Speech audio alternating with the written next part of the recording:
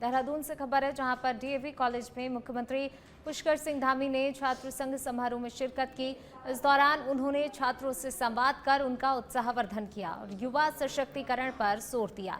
तो वहीं कार्यक्रम में बड़ी संख्या में छात्र छात्राएं मौजूद रहे। मुख्यमंत्री ने छात्रों को अपने लक्ष्य के प्रति समर्पित रहने और प्रदेश के विकास में योगदान देने का संदेश दिया। तो छात्र संघ समारोह में शिरकत की मुख्यमंत्री पुष्कर सिंह धामी ने छात्रों से संवाद किया।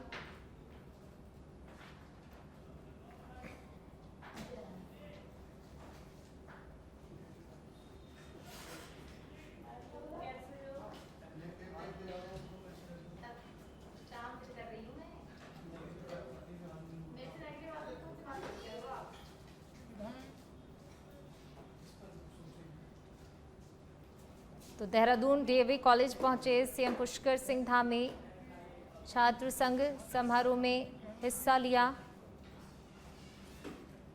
छात्रों से संवाद किया मुख्यमंत्री पुष्कर सिंह धामी ने। साथ ही छात्रों का उत्साह भी बढ़ाया। कार्यक्रम में बड़ी संख्या में छात्रों की भीड़ उमड़ी थी। उन्होंने यहाँ पर आयोजित करवाने में अपना महत्वपूर्ण योगदान दिया है। ऐसे डीएवी कॉलेज के अध्यक्ष श्री ऋषभ मल्होत्रा जी, श्याम अग्रवाल जी, मेरे साथी आदित्य चौहान जी, शिवम अग्रवाल जी, महासचिव डीएवी श्री करण नेगी जी एवं समस्त डीएवी के सभी हमारे अध्यापकगण, सभी आचार्यगण और आज जिनके निमित्त ये शानदार कार्यक्रम यहाँ पर हो रहा है और जिनके लिए आज यहाँ पर हमारे भाई मासूम शर्मा जी, जिन्होंने अभी आप सब लोगों को बोला है कि खाने का पूरा स्वाद आएगा, लेकिन थोड़ी देर खाने को जो है पकने में समय लगता है ना, तो बस बहुत जल्दी जो है आप सबके बीच में आएंगे। मैं उनका भी अपनी ओर से बहुत स्वागत करता हूं और डीएवी कॉलेज के सभी छात्र एवं छात्राओं का आज के इस अवसर पर मैं हृदय से सबका स्वागत करता हूं, अभिनंदन करता हूं और आज आप सबकी ऊर्जा और उत्साह से भरा हुआ ये वातावरण देखकर सच में मैं आप सबके बीच में आकर आज अभिभूत हूं कि इतनी बड़ी संख्या में ये नौजवानी क्या होती है, इसका नजारा। उत्तराखंड के मुख्यमंत्री पुष्कर सिंह धामी नैनीताल जिले के भीमताल स्थित Birla institute of applied sciences पहुंचे, जहां पर उन्होंने वार्षिक उत्सव कार्यक्रम में शिरकत की। इस दौरान मुख्यमंत्री ने छात्रों और शिक्षकों को संबोधित करते हुए शिक्षा, कौशल विकास और युवा सशक्तिकरण पर जोर दिया। उन्होंने छात्रों को अपने लक्ष्य के प्रति समर्पित रहने और देश प्रदेश के विकास में योगदान देने की प्रेरणा दी।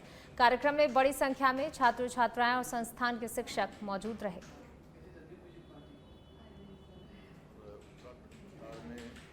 अभी जिनको कैबिनेट मंत्री का दायित्व मिला है, भाई राम सिंह कैड़ा जी, भारतीय जनता पार्टी के जिलाध्यक्ष प्रताप बिष्ट जी, संस्थान के निदेशक डॉक्टर बीके सिंह जी, अध्यक्ष बीएस बिष्ट जी, कुल सचिव डॉक्टर हेमचंद पांडे जी और जिन्होंने आज विशेष रूप से आज इस कार्यक्रम को और मेरे बीच में सेतु का काम किया, आदरणीय भाई साहब श्याम अग्रवाल जी, डॉक्टर अनिल डब्बू जी, श्री शंकर कोरंगा जी, श्री ध्रुव रौतेला जी, भावना मेहरा जी, यहाँ के हमारे सभी पदाधिकारीगण, सांगुड़ी जी, मेहरा जी और सभी उपस्थित, दया किशन जी से लेकर हमारे डॉक्टर हरीश बिष्ट जी से लेकर सभी उपस्थित, नितिन जी से लेकर जुगल भाई, तमाम मेरे साथीगण, मैं सबका नाम नहीं ले पा रहा हूँ, मनोज भट्ट जी और सभी उपस्थित यहाँ पर हमारे मंडल के अध्यक्ष, सभी युवा आए हुए, सभी अतिथिगण, हमारे जिलाधिकारी जी श्री ललित मोहन रायल जी, मंजूनाथ टीसी जी, और जिनके निमित्त आज ये शानदार कार्यक्रम यहाँ पर हो रहा है, हमारे वाइस चांसलर रहे बिष्ट जी, और जिनके निमित्त आज इस बहुत ही रंगारंग कार्यक्रम यहाँ पर हो रहा है, सांस्कृतिक कार्यक्रम भी है, अनेक कार्यक्रमों की श्रृंखला है। मैं अभी पूरा चार्ट देख रहा था जो पांडे जी ने मेरे सामने रखा था, और जिनके निमित्त हो रहा है, ऐसे सभी संस्थान के मेरे प्रिय छात्र एवं छात्राएं, मैं आप सभी को आज के इस बिरला संस्थान के वार्षिकोत्सव के अवसर पर आप सभी को मैं अपनी ओर से हार्दिक बधाई देता हूं, आप सबको शुभकामनाएं देता हूं।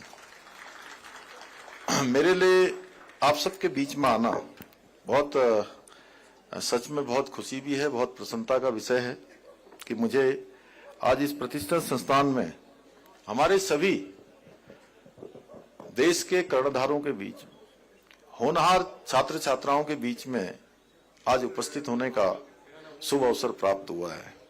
इसके लिए मैं विशेष रूप से संस्थान का आभारी हूं, और पांडे जी आपका विशेष रूप से कि आज आपने मुझे इस सभी भारत की जो तरुणाई है, युवा शक्ति है, हमारे अमृत काल के जो कर्णधारक हैं, उन सभी कर्णधारों से मिलने का मुझे अवसर दिया। आज मुझे संस्थान के कंप्यूटर साइंस एवं इंजीनियरिंग विभाग के नवनिर्मित भवन का भी उद्घाटन करने का भी आज ये सौभाग्य मुझे प्राप्त हो रहा है, जिससे निश्चित ही हमारे छात्र छात्राओं के लिए आधुनिक शिक्षा, अनुसंधान और नवाचार के नए अवसर खुलेंगे। और मैं आज सच में यहाँ पहुंचते ही मैं देख रहा हूं कि आप सभी का उत्साह, आप सबकी ऊर्जा और रचनात्मकता देखकर मैं पूरे विश्वास के साथ कह सकता हूं कि हमारे देश का भविष्य आप जैसे प्रतिभाशाली और संकल्पवान युवाओं के हाथों में पूरी तरह से सुरक्षित रहने वाला है। साथियों, हमारे देश के पूर्व राष्ट्रपति प्रोफेसर एपीजे अब्दुल कलाम जी कहा करते थे कि भारत में प्रतिभाओं की कोई कमी नहीं है, आवश्यकता केवल उन्हें पहचानने की है और पहचान कर उनको सही दिशा देने की है।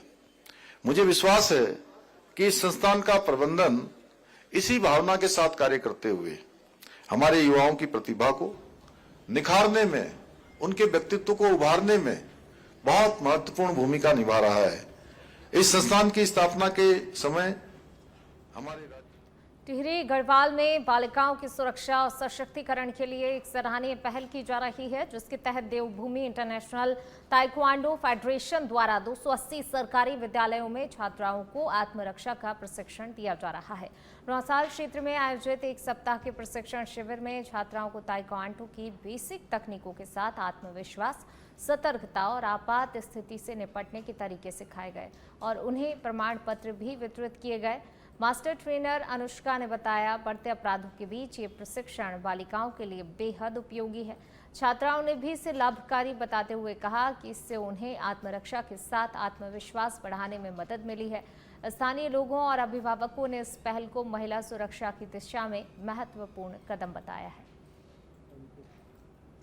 हमें यहाँ पर मतलब बहुत सारी चीज़ें सिखाई गई, जैसे शाउट करना और हमें पंच बनाना सिखाया गया और बहुत सारी एक्सरसाइजेज कराई गई, जिससे क्लैपिंग एक्सरसाइज सारे हमें इसलिए कराई गई क्योंकि आजकल महिलाओं एवं लड़कियों के साथ बहुत सी घटनाएं सुनाई देती हैं और सर हमें मतलब इससे बचाव किस तरह से करना है, ये हम जैसे आजकल दिन प्रतिदिन क्राइम बढ़ रहे हैं, तो उसी को देखते हुए हम बालिकाओं को सक्षम बना रहे ताकि वो भविष्य में आगे बढ़े, तो अपने साथ जो छेड़छाड़ की घटनाएं हो रही हैं उसे वो रोक सकते। लगभग हमने अभी तक यहाँ पर सारे 226 स्कूलों में, सारे गवर्नमेंट स्कूलों, ग्रामीण क्षेत्र में कोई भी टीचर्स नहीं आता है ताइक्वांडो का, तो तो इसका जो ट्रेनिंग का जो कार्यक्रम है, मैंने और अनुष्का मैडम ने इसको संभाला हुआ है, ताकि ग्रामीण क्षेत्र के बच्चे भी ताइक्वांडो सीख सकें और वो भी आगे बढ़ सके इस लाइन के ऊपर। रिस्पॉन्स मिल रहा है। बिलंगना के लगभग सारे स्कूल हैं जिसमें हम लोग ट्रेनिंग दे रहे हैं, और यहाँ के जो प्रिंसिपल और स्टाफ का बहुत सपोर्ट मिला है हमें, और आगे भी मिलता रहेगा, उन्होंने ऐसे बोला है। और देहरादून से ऑपरेशन प्रहार को लेकर बड़ी खबर। एसएसपी देहरादून के नेतृत्व में अपराधियों पर जारी धून पुलिस का प्रहार। धून पुलिस कप्तान ने स्वयं ग्राउंड जीरो पर उतरकर अगुवाई की है। संदिग्ध व्यक्तियों के विरुद्ध प्रभावी कार्रवाई को लेकर पुलिस टीमों को ब्रीफ किया गया है। बाहरी व्यक्तियों के सत्यापन को लेकर व्यापक स्तर पर अभियान चले। Drunk and drive, over speeding करने वालों के विरुद्ध सख्त कार्रवाई के निर्देश दिए गए हैं, तो वहीं नियमों का उल्लंघन करने वाले होटलों के विरुद्ध भी कार्रवाई लगातार जारी है। देर रात तक घूमने वाले व्यक्तियों से पूछताछ की जा रही है।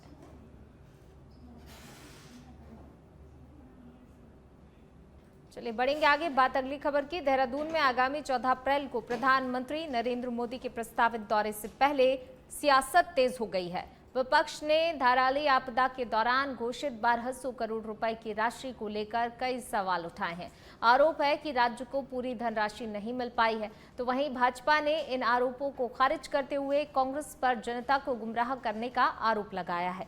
भाजपा प्रदेश प्रवक्ता मथुरा दत्त जोशी का कहना है कि आपदा प्रबंधन के लिए घोषित राशि उपलब्ध कराई जा चुकी है और उससे कई कार्य भी किए गए हैं। उन्होंने ये भी बताया कि हाल ही में 4 धाम यात्रा के लिए 471 करोड़ रुपए दिए गए हैं। भाजपा का कहना है कांग्रेस बेबुनियाद आरोप लगाकर जनता के बीच भ्रम फैलाने की कोशिश कर रही है, जबकि जनता सच्चाई से वाकिफ है। नहीं, बेबुनियाद आरोप है। 1200 करोड़ रुपया आपदा प्रबंधन के यहाँ पर प्रधानमंत्री जी की कृपा से हमको मिले हैं।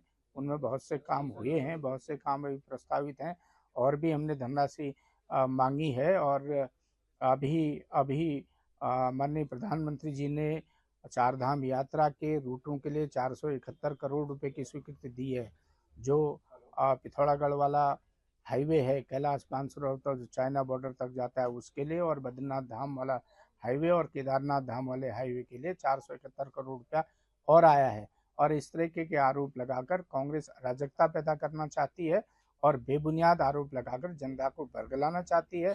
और जनता को कांग्रेस की असलियत का पता है, वो इनकी बातों में आने वाले नहीं है। सरकार अपना काम कर रही है, हम काम करने वाले लोग हैं, हम इनकी तरह। उत्तराखंड में कुमारी शैलजा कांग्रेस संगठन को मजबूत करने और हाल ही में पार्टी में शामिल हुए बाहरी नेताओं के बाद उभरे आंतरिक मतभेदों को सुलझाने के लिए 5 दिवसीय दौरे पर पहुंची हैं, जहां वे लगातार नेताओं और कार्यकर्ताओं के साथ बैठकें कर रही हैं।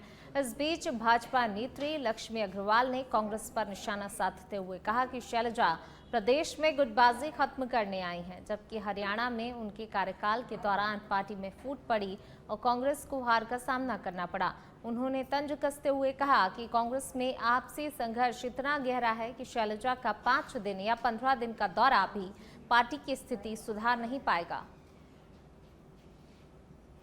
यहाँ फूट को ठीक करने आ रही है, लेकिन वो अपने हरियाणा में फूट डालने का काम करती है। अगर वो हुड्डा जी के साथ चले तो वहाँ पे शायद कांग्रेस की सरकार शायद होती, लेकिन वो फूट को डालने एक करने के लिए यहाँ आने के नेता है। कांग्रेस के नेता कभी एक नहीं हो सकते, क्योंकि वहाँ वो लोग सत्ता की लड़ाई लड़ते हैं, वो लोग मुख्यमंत्री पद की लड़ाई लड़ते हैं। वो क्या कहते हैं, एक आम कार्यकर्ता भी वहाँ नेता है। तो निश्चित रूप से शैलजा जी चाहे 5 दिन रुके चाहे 15 दिन रुके, कांग्रेस के हालात सुधरने वाले नहीं है। और वो मैं तो शैलजा से कहूंगी, शैलजा जी पहले आप हरियाणा ठीक लीजिए। चलिए रुक करते हैं अगली खबर का। उत्तराखंड में 2027 विधानसभा चुनाव से पहले सियासी तापमान तेजी से बढ़ने लगा है। टिकट वितरण को लेकर अब भाजपा और कांग्रेस दोनों ही पार्टियां आमने सामने आ गई हैं। भाजपा प्रदेश प्रवक्ता मथुरा दत्त ने कांग्रेस पर गंभीर आरोप लगाते हुए कहा कि पार्टी में टिकट बेचने की परंपरा रही है और आगामी चुनाव को देखते हुए यही प्रक्रिया फिर दोहराई जा रही है। तो वहीं इन आरोपों पर कांग्रेस ने कड़ा जवाब दिया है। प्रदेश प्रवक्ता प्रतिमा सिंह ने भाजपा के आरोपों को पूरी तरह बेबुनियाद और निराधार बताते हुए कहा कि ये सिर्फ राजनीतिक बयानबाजी है। उन्होंने कहा कि कांग्रेस में टिकट तय प्रक्रिया सर्वे और कार्यकर्ताओं की मेहनत के आधार पर दिए जाते हैं। प्रतिभा सिंह ने पलटवार करते हुए कहा कि यदि किसी के पास कोई भी ठोस सबूत है तो उसे सार्वजनिक किया जाए। अन्यथा इस तरह के बयान सिर्फ राजनीतिक माहौल को खराब करने के लिए दिए जा रहे हैं। देखिए, मुझे लगता है बड़ा बेबुनियादी और एक बड़ा बकवास सा बयान है और बड़ी शर्म आती है इस बात पर कि वो कभी हमारी पार्टी के हिस्सा हुआ करते थे और यहाँ पर जो मान और सम्मान पार्टी ने उनको दिया है उसका बदला उन्होंने इस तरीके से दिया है। अगर हमारी पार्टी में टिकट बेचे जा रहे होते तो आप तो कल को ये भी कह देंगे जी पद भी बेचे जा रहे होते, तो उनसे पूछना चाहती हूँ मैं कि जिस पद पर वो सालों साल आसीन रहे, जिसके दावेदार और भी बहुत लोग थे जो भी बहुत क्वालिफाइड भी थे, देखिए मुझे लगता है बड़ा बेबुनियादी और एक देहरादून में पुलिस भर्ती को लेकर एक बार फिर विवाद खड़ा हो गया है। बेरोजगार संगठन ने आरोप लगाया है भर्ती प्रक्रिया में फर्जी मार्कशीट के जरिए कुछ अभ्यर्थियों ने नौकरी हासिल की है, जिससे मेहनती और योग्य उम्मीदवारों के साथ अन्याय हुआ है। संगठन के पदाधिकारियों ने प्रेस वार्ता कर दावा किया कई मामलों में फर्जी शैक्षिक प्रमाण पत्रों का इस्तेमाल कर चयन प्राप्त किया गया है। बेरोजगार संगठन के अध्यक्ष राम कांठवाल ने मांग की है सभी चयनित अभ्यर्थियों के दस्तावेजों की निष्पक्ष जांच कराई जाए और दोषियों के खिलाफ सख्त से सख्त कार्रवाई की जाए। साथ ही उन्होंने पूरी भर्ती प्रक्रिया की उच्च स्तरीय जांच कराने की भी मांग उठाई है। देखिए, ऑपरेशन थंडर ब्लास्ट के तहत आज जो है उत्तराखंड बेरोजगार संघ ने एक बड़ा खुलासा किया है। इस खुलासे के तहत यह है कि उत्तराखंड पुलिस विभाग की एक तरह से एलआई यूनिट में एक महिला दरोगा तैनात है और ये महिला दरोगा की जो 12वीं से लेकर ग्रेजुएशन से लेकर चरित्र प्रमाण पत्र से लेकर और जो स्थायी प्रमाण पत्र बनाया वो सारे फर्जी।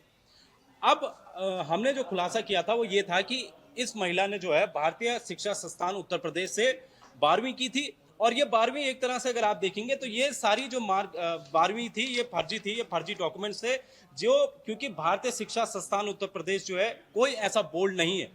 ये इसमें अगर आप देखेंगे तो जो एसटीएफ है, एसटीएफ ने साफ तौर पर ये भी लिखा था और जो हमने आरटीआई से पूछा था कि भाई क्या ऐसा स्कूल है, पूरे देश भर में ऐसा स्कूल है, तो जो गवर्नमेंट ऑफ इंडिया और मिनिस्ट्री ऑफ एजुकेशन है उसने साफ तौर पर यह लिखा है कि Bharatiya Shiksha Sansthan Uttar Pradesh is not a recognised board as per the list available, यानी कि ऐसा कोई स्कूल नहीं है। इसके बाद जो इन्होंने ग्रेजुएशन किया वो ग्रेजुएशन जोधपुर राष्ट्रीय विश्वविद्यालय से किया।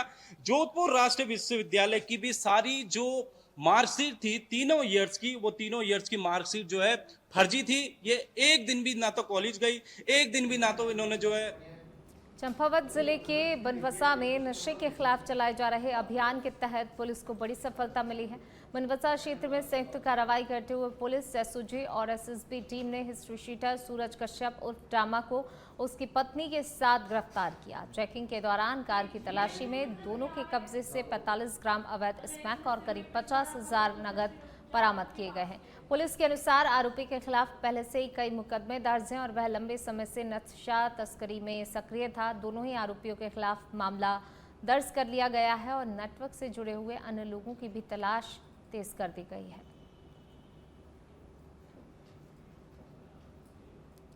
और अब खबर है देहरादून से, जहां पर पीएम किसान सम्मान निधि योजना के नाम पर किसानों से ठगी के मामले लगातार सामने आए। कुछ लोग योजना में नाम जोड़ने के लिए किसानों से पैसे वसूल रहे हैं, जबकि ये प्रक्रिया पूरी तरह निःशुल्क है। प्रशासन ने किसानों को सतर्क रहने और किसी भी बिचौलिए से दूर रहने की सलाह दी है।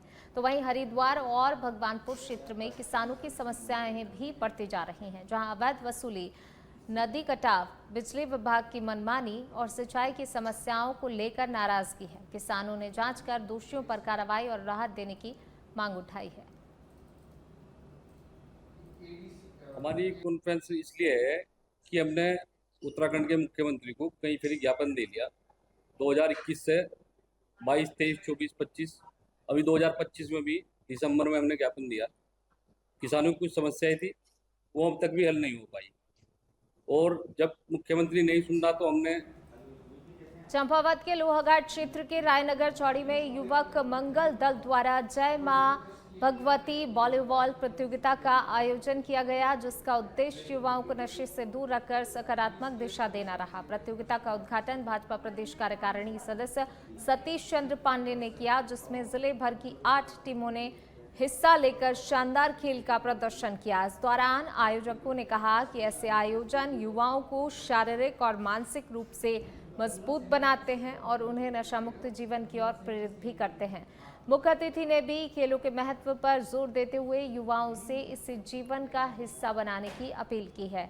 प्रतियोगिता से क्षेत्र में उत्साह का माहौल बना हुआ है।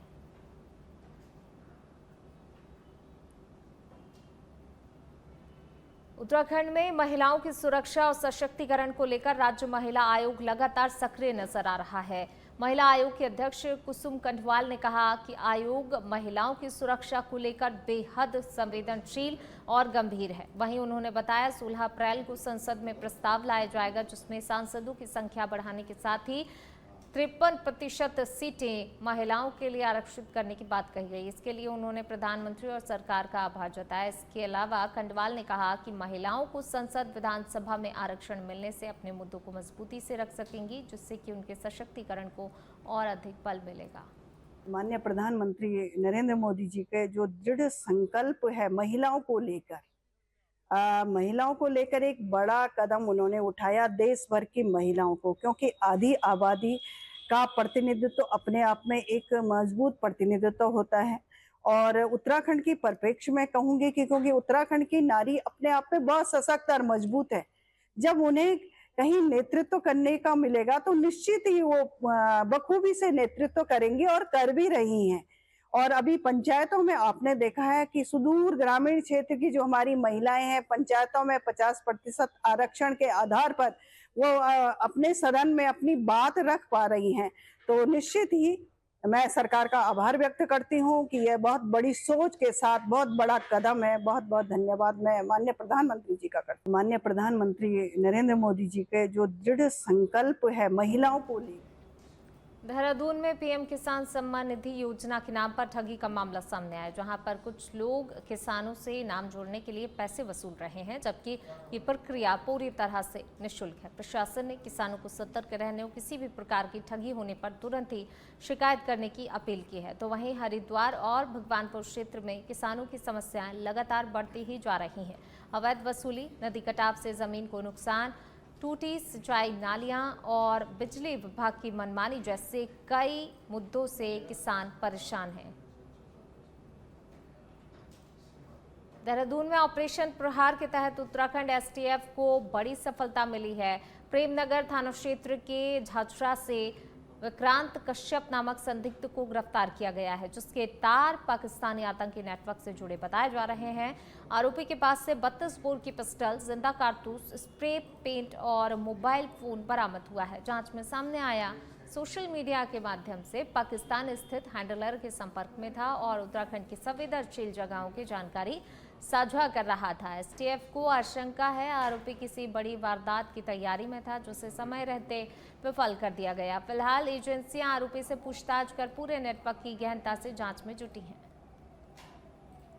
जो विक्रांत है झाझरा का रहने वाला, ये एक रेडलाइज जो है यहाँ देहरादून का, तो इस पे हमारी कई दिन से नजर थी। आज हमने इसको गिरफ्तार किया है, जो ऑफिशियल सीक्रेट एक्ट्स और अन्य जो है धाराओं में जो है इसकी आर्म्स एक्ट इसमें गिरफ्तारी की गई है। तो ये कई समय से जो है पिछले कई समय से जो है राष्ट्र विरोधी गतिविधि में इन्वॉल्व था। ये जो गैंगस्टर है जो लॉरेंस बिश्नोई और शहजाद भाटी से ये टच में आया, उससे एनक्रिप्टेड कॉल्स से ये कॉल पे टच पे था। उसके अलावा उसका जो हैंडलर है राना, जो कराची बेस्ड पाकिस्तान बेस्ड है, उससे लगातार जो है इसकी रिकॉर्डिंग से इससे जो सीजर्स हुए हैं, सीजर्स में जो है इससे जो एविडेंसेस मिले हैं उसके आधार पे जो है काफी जो है सेंसिटिव जानकारियां आई है आपत्तिजनक, जिसमें कई इसमें फोटो वीडियोस जो है यहाँ के जो वाइटल इंस्टॉलेशन से उसको जो है वो एनिमी जो है टेरिटरीज को जो है वो प्रोवाइड कराए हैं। तो इसमें एक गंभीर मामला है। इसमें जो टीटीएच ऑर्गेनाइजेशन है तहरीक-ए-तालिबान, जो कि एक राष्ट्र विरोधी गतिविधियों में भी आई है। कुछ लोग रेडिकलाइज कब होते हैं, जब किसी को फॉलो करते हैं, धीरे धीरे उसी माइंडसेट में चले जाते हैं। तो ये लड़का जो है उस माइंडसेट में गया, चूंकि जो मूसेवाला की जो हत्या हुई थी ये उसका फॉलोअर था, और उसकी हत्या होने के बाद ये उसके वीडियो देखता था। उसने जब देखा कि एक शहजाद करके जो है ये जो है इसने जो चैलेंज किया कि मैं इसकी हत्या का बदला लूंगा, शहजाद भट्टी ने। और जो शहजाद भट्टी है वो लॉरेंस बिश्नोई गैंग में पहले साथी भी लोग काम करते थे। इसके बाद ये गैंग से अलग हो गए और ये शहजाद भट्टो जो अपने एक ऑर्गेनाइजेशन पाकिस्तान में बैठकर वहां से यहाँ के यूथ को जो है हल्द्वानी के टांडा रेंज के संजय वन में इन दिनों एक नन्हा हाथी का बच्चा लोगों के आकर्षण का केंद्र बना हुआ है। उसकी चंचल और मासूम हरकतें हर किसी का दिल जीत रही हैं। टांडा रेंज के रेंजर रूप नारायण गौतम के अनुसार वन विभाग को 2 हाथी के बच्चे मिले थे, लेकिन दुर्भाग्यवश एक बच्चे की उपचार के दौरान मौत हो गई थी। हालांकि दूसरा हाथी का बच्चा पूरी तरह से सुरक्षित है और वन विभाग की कड़ी निगरानी में रखा गया है। उसे समय समय पर दूध पिलाया जा रहा है और जरूरी उपचार भी दिया जा रहा है। रुद्रप्रयाग में आगामी केदारनाथ यात्रा 2026 को लेकर राज्य सरकार ने अपनी तैयारियां तेज कर दी हैं। प्रभारी मंत्री गणेश जोशी ने अधिकारियों के साथ समीक्षा बैठक कर यात्रा व्यवस्थाओं का जायजा लिया। 20 अप्रैल तक सभी कार्य पूरे करने के निर्देश दिए। उन्होंने कहा, श्रद्धालु की सुरक्षा और सुविधा सर्वोच्च प्राथमिकता है और किसी भी प्रकार की लापरवाही पर सख्त कार्रवाई की जाएगी। वहीं बैठक में सड़क, स्वास्थ्य, स्वच्छता, पेयजल, बिजली, संचार, आपदा प्रबंधन सहित सभी व्यवस्थाओं की विस्तार से समीक्षा की गई। गौरीकुंड से केदारनाथ तक पैदल मार्ग पर सुविधाओं को बेहतर बनाने के निर्देश दिए। वहीं घोड़ा खच्चर संचालन, पार्किंग और होटल दरों को नियमित रखने पर भी जोर दिया गया। प्रशासन के अनुसार इस वर्ष लाखों श्रद्धालुओं के पहुंचने की संभावना है, जिसे देखते हुए सुरक्षा के व्यापक इंतजाम किए जा रहे हैं। जैसा कि मैंने फीडबैक लिया है कि लगातार दिन रात हमारे अधिकारी काम कर रहे हैं।